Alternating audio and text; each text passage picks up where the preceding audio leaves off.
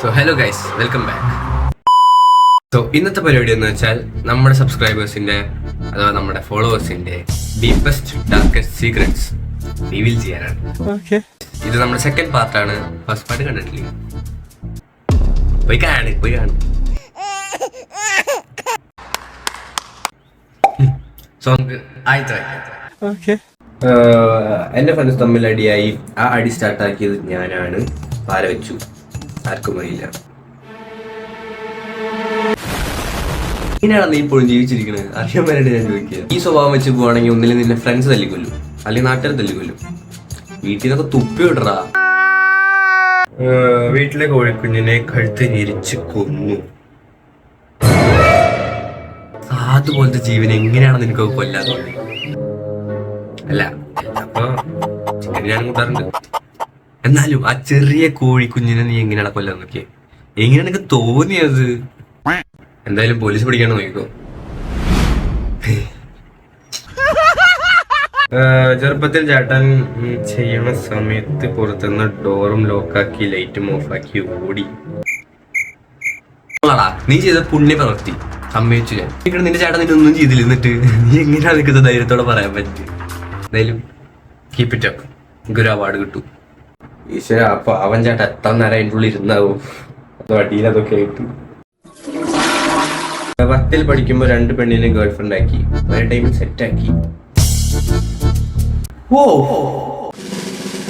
ആരാ നീ? നീയാണല്ല പാറ സ്കൂളിന്റെ റമ്മോ? പൊളി പൊളി. ഒരു ക്ലാസ് റൂമിൽ നിന്ന് കിട്ടുന്ന വേസ്റ്റില് നീ ഉണ്ട് നിൽക്കിപ്പോ മനസ്സിലായി. അവർക്ക് മനസ്സിലായിണ്ടാവല്ലോ സ്കൂളുകാരൊക്കെ ഒരു കാര്യം. അടുത്ത വയ്ക്കാം. കൂട്ടുകാരന്റെ ഗേൾഫ്രണ്ട് ഞാൻ പ്രപ്പോസ് ആക്കി, അവൾ നോ പറഞ്ഞു.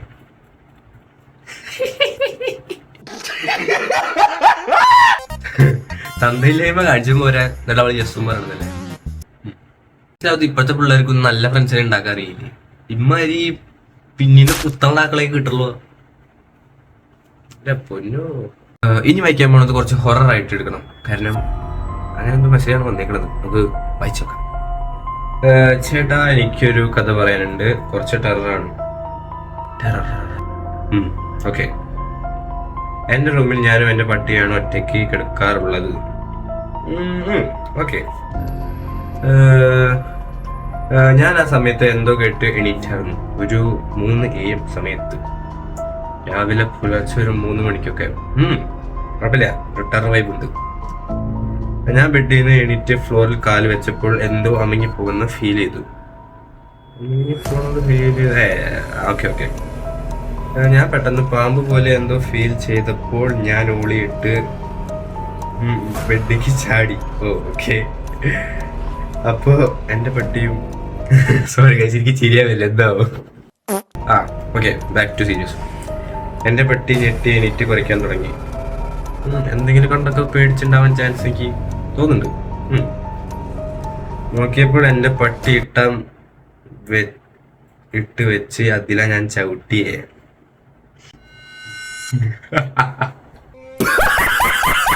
എന്തായാലും പട്ടിനെ ബെഡിൽ കിടത്തത് ഭാഗ്യം, അല്ലെങ്കിൽ വായിൽ പാമ്പൊക്കെ പോയാലേ. സോ ഗൈസ്, ഇന്നത്തെ വീഡിയോ ഇത്രയേ ഉള്ളൂ. ഇനി അടുത്ത വീഡിയോ എപ്പോഴാണെന്ന് എനിക്കറിയില്ല. എന്തായാലും ഇനി കുറെ മെസ്സേജ് വായിക്കാനുണ്ട്. അപ്പോൾ സ്റ്റേ ട്യൂൺഡ്. പിന്നെ കാണാം. Bye, peace. പിന്നെ ഇതിന്റെ പാർട്ട് 1 കണ്ടിട്ടില്ലെങ്കിൽ അതൊന്ന് പോയി കാണണേ. Bye bye bye bye bye guys.